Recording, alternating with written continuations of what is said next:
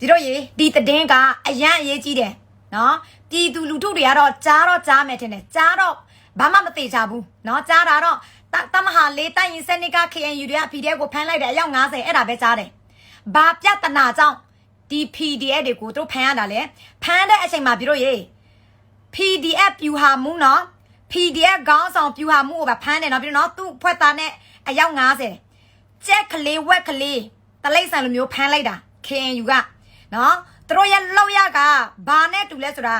မအလာအာနာသိန်းတော့ကအမေစုကိုဖမ်းလိုက်တယ်လို့နော်အင်ယောင်ဒီခေါင်းဆောင်နိုင်ငံရေးခေါင်းဆောင်နိုင်ငံခေါင်းဆောင်တွေကိုမအလာကဖမ်းလိုက်တယ်လို့အဲ့ဒီလိုမျိုးတမဟာလေးကတိုင်ရင်စနစ် KNU တွေက PDF တို့ကိုဖမ်းလိုက်တာဖမ်းလိုက်တဲ့အကြောင်းအရင်းကမအလာရွေးကောက်ပွဲနဲ့ဆက်နွယ်နေတယ်ပြီတို့နော်ငါတို့ပြောမယ်နော်မင်းတို့ KNU တွေကွာမင်းတို့ KNU တွေပဲတောက်မှာမဆိုပြဿနာတွေရှိနေတယ်နော်မင်းတို့တွေကလေအာနာစင်အာနာယူနဲ့အတူတူပဲဆိုတာနော်အခုဆိုရင်ပို့ပြီးတော့ထင်ပေါ်လာတယ်ကွာငါတို့တွေကအာနာစင်ကိုမကြိုက်လို့အာနာစင်ကိုတော်လန်တာပြည်သူရော PDF တွေရောအာနာစင်ကိုမကြိုက်လို့လက်နဲ့ကင်ပြီးတော့အာနာစင်ကိုတော်လန်တာနော်အခုအာနာစင်အာနာယူမင်းအောင်လာရဲ့ရွေးကောက်ပွဲကပြည်သူလူထုတွေလက်မခံဘူးဆိုတာငါတို့ထိုင်ပြီးတော့အော်နေလို့လည်းမရဘူးမအားလာရွေးကောက်ပွဲနဲ့ပတ်သက်ပြီးမင်းတို့မလောက်ချင်လို့စင်မင်းတို့မလောက်နဲ့ KNU တို့မင်းတို့မလောက်ချင်ဘူးလေတမဟာ6လည်းမင်းတို့လူမျိုးပြစ်ထားလေတမဟာ9လည်းဒီလိုပဲနော်တမဟာ4လည်းဒီလိုပဲမင်းတို့ပစားပြားမှာမင်းတို့ပြည်သူလူထုကိုလိန်တာတော့မအားလာရွေးကောက်ပွဲကိုမင်းတို့လက်မခံဘူးမင်းတို့ပြောပြီးတော့မင်းတို့ဘာမှမလုပ်ဘူးမင်းတို့မလောက်လို့ PDF တွေလောက်ပေးတယ်လေPDF တွေလောက်ပေးတဲ့ချိန်မှာမင်းတို့အဲ့လိုမျိုးပြန်တော့ရောက်มาเสียလားမင်းတို့အဲ့လိုမျိုး PDF ကိုပြန်ပြီးတော့ဖမ်းเสียလားအဲ့ဒါမှမပြောထားမယ်နော်ပြည်သူလူထုအားလုံး KNU လေဒီလိုမျိုးခွေးဆောက်ချိုးမျိုးချိုးလာပြီးဆိုရင်လေဒီလိုမျိုးမအလားချိုးမျိုးချိုးလာပြီးဆိုရင်ဒီ KNU တွေကိုအားလုံးစောက်ချပေးကြပါနော်ကျန်တဲ့ KNU တွေနာမည်အပြက်မခံချင်ဘူးတမိုင်းမရမ်းချင်ဘူးဆိုရင်ဒီတမဟာလေးတိုင်းရင်စနစ်က KNU ကိုထိထိရောက်နဲ့အရေးယူပေးပါဖမ်းထားတဲ့ PDF ကိုအခုချက်ချင်လို့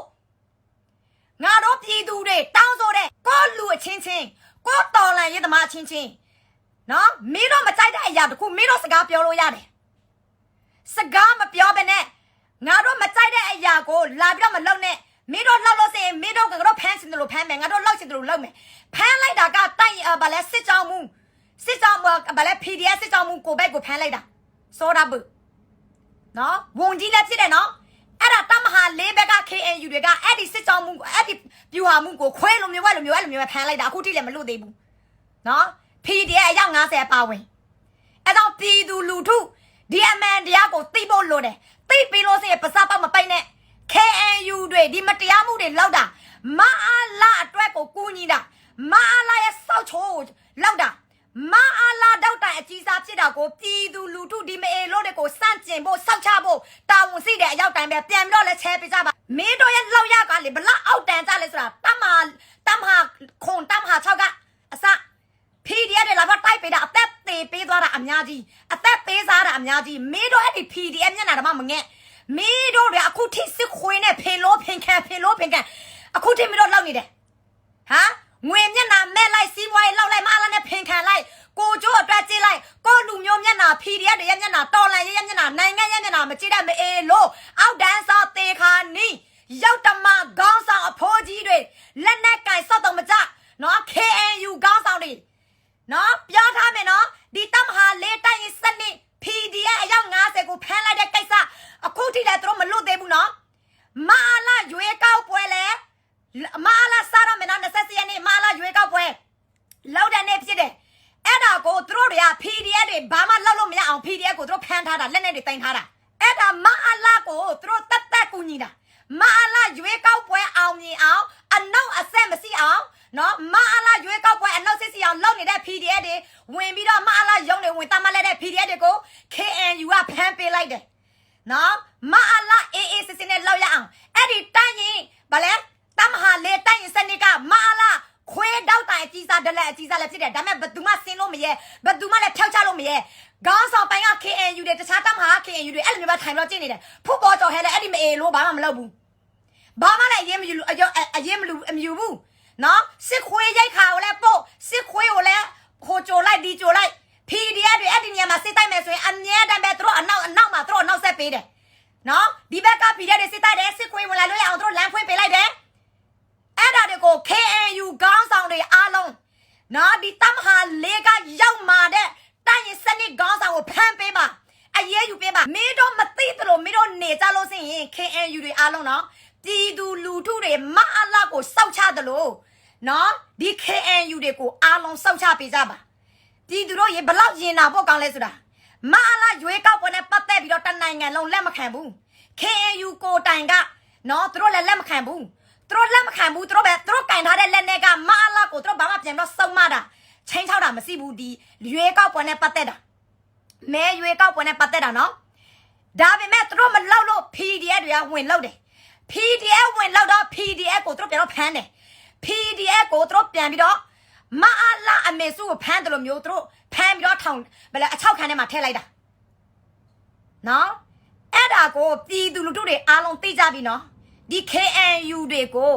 နော်ညီတို့ဆက်ပြီးတော့ထောက်ပံ့တင်လားမတင်လားကျန်တဲ့တမဟာအားလုံးကျန်တဲ့ KNU ကောင်းဆောင်အားလုံးဒီအမှုဒီကိစ္စဒီပြဿနာကိုမဖြေရှင်းပေးလို့ရှိရင်မင်းတို့အားလုံးငါတို့ဆောက်ချမင်းတို့ KNU အားလုံးကပြည်သူအတွက်လောက်ပေးတာမဟုတ်ဘူးတိုင်းပြည်အတွက်လောက်ပေးတာမဟုတ်ဘူးနိုင်ငံဖြက်စီဖို့တော်လှန်ရေးဖြက်စီဖို့မင်းတို့တွေကစ조사ပြီးတော့လောက်နေတဲ့အာနာစင်နိုင်အောင်ပြည်သူလူထုတွေကြဆောင်အောင်မလို့မရအောင်မင်းတို့တွေကကူညီပေးတယ်မင်းတို့တွေကအာနာစင်ရဲ့တောက်တိုင်အကြီးစားဆိုတာပြည်သူလူထုမင်းတို့ကိုတနိုင်ငံလုံးကိုစောက်ချလိုက်မယ်ဆောင်ဖြတ်လိုက်မယ်နော်အခုဖြစ်နေတဲ့ပြဿနာလုံးဝမဖြစ်သင့်ဘူးမင်းတို့လုံးဝမလုပ်သင့်ဘူးမင်းတို့ပြန်တော့ကျေးဇူးတင်ရမှာမင်းတို့လောက်လို့မရဲလို့ PDF တွေကလောက်ပေးတယ်လေဟမ်မင်းတို့တိုက်လို့မရဲလို့ PDF တွေကတိုက်ပေးတာလေတိုက်ပေးတဲ့သူကိုမင်းတို့ဘက်ကမတိုက်ပေးနဲ့တိုက်ပေးတဲ့သူကိုမင်းတို့ပြန်တော့ရောက်မှာပြတယ်ပြန်တော့ချိန်ချပြတယ်ပြန်တော့ဖမ်းဆီးတယ်ပြန်တော့အချောက်ခဲထဲမှာထည့်တယ် PDF ခေါင်းဆောင်ကိုကြက်ကလေးဝက်ကလေးနွားလိုမျိုးတလိုက်ဆန်လိုမျိုးပြန်တော့လောက်လိုက်တာမင်းတို့ဘလောက်ရောက်မှာပြီလဲပြဿနာ3ရက်စီပြီနော် PDF ကိုမင်းတို့ဖမ်းထားတာအယောက်90ကအခုထိမင်းတို့မလွတ်ရသေးဘူးကျန်တဲ့ KNU တွေအားလုံးအမြန်နည်းနဲ့လောက်ပေးဒီကိစ္စမလောက်လို့စရင်မင်းတို့အားလုံးဆောက်ချမှာပြီးတော့လေအဲ့ဒီမင်းတို့ဖမ်းထားတဲ့ PDF အားလုံး PDF ခေါင်းဆောင်ပါဝင်တခုခုသာဖြစ်လို့စရင်မင်းတို့ KNU တွေအားလုံးတောင်းယူရမယ်နော်ဒီပွဲကငါတို့ကအာနာစင်ကိုအမြင့်ဖြတ်တယ်နော်မင်းတို့ KNU ကိုလာတိုက်ဖို့အဲ့လိုမျိုးမဟုတ်ဘူးတရင်လူမျိုးပမာလူမျိုးရခိုင်လူမျိုးကိုပြန်တော့တိုက်ဖို့အဲ့လိုမျိုးမဟုတ်ဘူးမြန်မာပြည်ကြီးကိုဖြက်စီပုံကျဲတပ်ဖြတ်အနိုင်ချင်းနှိုက်ဆက်ရောက်မှနေတဲ့စစ်ခွေးမိုက်စာကောင်တွေကိုအမြင့်ဖြတ်ဖို့ငါတို့လာပြီးလောက်တာမင်းတို့တွေကဝိုင်းမကူတိုက်ပေးပဲနဲ့တိုက်နေတဲ့လူကိုမင်းတို့ပြန်တော့ဖမ်းတာမင်းတို့လည်းစစ်ခွေးပဲမင်းတို့လည်းရန်သူပဲမင်းတို့လည်းအာနာစင်ပဲငါပြောတယ်လို့မင်းတို့မလောက်ရဘူးဆိုရင်နောက်ဆိုရင်အခုမင်းတို့လောက်နေတဲ့အချိုးမျိုးမလောက်မိစေနဲ့အခုလောက်နေတာကိုလည်းချက်ချင်းလို့ပြည်သူလူထုတမဟာလေတိုင်းရင်စနစ် PDF ရောက်90ကိုဖမ်းထားတာမလွတ်မချင်းသူတို့ကိုစန့်ကျင်ပါစောက်ချပါအော်ပေးပါအရောက်တိုင်းညင်နေလို့မရဘူးနော်တည်ထောက်သမားတွေလည်းမညင်ကြနဲ့ပစပောက်မပိတ်နဲ့ဒီကိစ္စအထေသေးလို့မရဘူး KNU ဒီလိုမျိုးလောက်နေတာကိုတော်လန်ရေးကိုဖျက်လို့ဖျက်စီအောင်လုပ်တယ်နိုင်ငံရေးကိုဖျက်လို့ဖျက်စီအောင်လုပ်တယ်နော်အဲ့ဒါငါတို့ပြည်သူတွေပစပောက်ပိတ်လို့မရဘူးမီဒီယာတွေပစပောက်ပိတ်လို့မရဘူးအားလုံးထအော်ပေးကြပါနော်အာနာစင်လောက်ရကိုငါတို့မကြိုက်ဘူးဆိုမှပဲဒီမေလို့ KNU တဲ့အာနာယူစောက်ချုံမျိုးလာပြီးလောက်ပြနေတယ်နော်ချက်ချင်းလို့နော်တရက်နှစ်ရက်အတွင်းဒီ PDF တွေကိုတော့မလွတ်လို့စင်တို့ရစစ်ခွေးပဲတို့ရစစ်ခွေးရတောက်တိုင်ကြီးစားပဲနော်အားလုံးပြည်သူတို့ဝမ်းလာချဲပေးကြပါအရေးကြီးတယ်ဒါတမဟာလေတိုင်းရင်စနစ်ကနော် PDF အယောက်90ခေါင်းဆောင်ပြူဟာမှုအပါဝင်တို့ဖမ်းလိုက်တာဘာသာဖမ်းတာလဲမအားလာရွေးကောက်ပွဲကို PDF တွေကသွားပြီးဖြက်စီလိုက်လို့သွားပြီးတော့ drone တွေကျဲလိုက်လို့အဲ့ဒီ KNU တွေကမအားလာအတွက်ကျွန်တော်ကူညီပေးတာမအားလာရွေးကောက်ပွဲအောင်မြင်အောင်ခက်ခဲမရှိအောင် PDF ကိုဖမ်းလိုက်တာနော်အာနာယူရဲ့စောက်ချိုးလူရောက်มาရဲ့အချိုးနော်မင်းတို့ဖြောင်းလိုက်ပါမေလို့ KNU တွေအဲ့ဒီရောက်มาတဲ့အောက်တန်းကြအချိုးမျိုးတွေမင်းတို့ပြင် KNU မင်းတို့မပြင်လို့ဆိုရင်ပြည်သူလူထုအားလုံးကမင်းတို့စန့်ကျင်မှာစောက်ချမှာမင်းတို့ကိုစောက်ချလို့မရဲဘူးလို့မထင်လိုက်နဲ့နော်မင်းတို့လိုအာနာယူမျိုးတွေကငါတို့သိတယ်မင်းတို့တွေကလက်နဲ့ကိုမကြောက်ဘူးဆိုတာနော်အမှန်တရားဆိုတာမင်းတို့လက်နဲ့ထက်ပုံပြီးတော့ကြောက်တယ်ဆိုတာနော်ငါသိတယ်နော်သိတဲ့တကြောင်ပြည်သူလူထုတွေအရောက်တိုင်းဒီအမှန်တရားကိုထအောင်နော်ဒီ KNU တွေကမအားလာတောက်တိုင်ဖြစ်တယ်မအားလာဒလန်အကြီးစားလည်းဖြစ်တယ်မအားလာအသက်စီအောင်ဒီຫນွေဦးတော်လိုင်းရဲ့ဖြက်စီအောင်ကြဆောင်လောက်နေတဲ့ခွေးမသားအဖွဲ့တွေဖြစ်တဲ့အတွက်ကြောင့်ပြည်သူလူထုအားလုံးတစ်ကမ္ဘာလုံးသိရအောင်ငါတို့អော်ပေးရမယ်နော်ဒီပြဿနာအားလုံးကမင်းတို့ KNU နဲ့ဆိုင်တယ်အားလုံးပဲနော်မင်းတို့စစ်တဲ့ဗတမဟာကခေါင်းဆောင်ဆိုမင်းတို့ဖြည့်စင်းနော်မင်းတို့ဖမ်းရမှာရန်သူစစ်ခွေး PDF တွေမဟုတ်ဘူးတကယ်လောက်တကယ်တိုက်နေတဲ့ PDF မဟုတ်ဘူးမင်းတို့ဖမ်းမယ်ဆိုရင်လောက်စားတိုက်စားတိတ်စားဖောက်တဲ့ကောင်းတွေကိုမင်းတို့ဖမ်းနော်မ ပြည်သူတယောက်အနေနဲ့ PDF တွေအားလုံးကိုပြောချင်ပါတယ် PDF တွေအားလုံးစီးလုံးဖို့အချိန်တန်ပြီးစီးလုံးမှအင်အားဖြစ်မယ် PDF တွေစီးလုံးတယ်ဆိုတာအနိုင်ကျင့်ဖို့မဟုတ်ဘူးအနိုင်ကျင့်မခံရဖို့ဖြစ်တယ်နော်အဲကြောင့်အားလုံးစီးလုံးပေးကြပါโอเค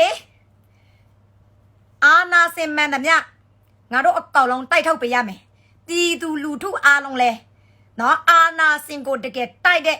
PDF တွေကိုဝိုင်းပြီးတော့ထောက်ပံ့ပေးကြပါမအားလာတောက်တိုင်တွေမအားလာရဲ့ခြံဆောက်ခွေးတွေမအားလာရဲ့အယိုးကိုက်တွေအရင်ချောင်းအတုအယောင်ဆောင်အဖွဲတွေ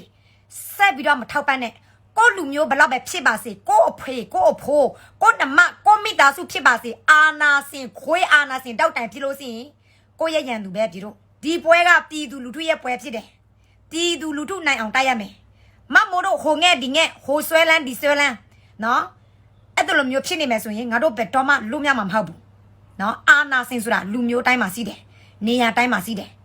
နော်အဲကြောင့်ဒီတစ်ခါအာနာစင်ကိုအမြင့်ဖြတ်တာစစ်ခွေးနဲ့မအားလာတတိုက်ပဲတိုက်တာမဟုတ်ဘူးအာနာယူမယ်တည်းငါတို့အကလုံးတိုက်ထောက်ရမယ်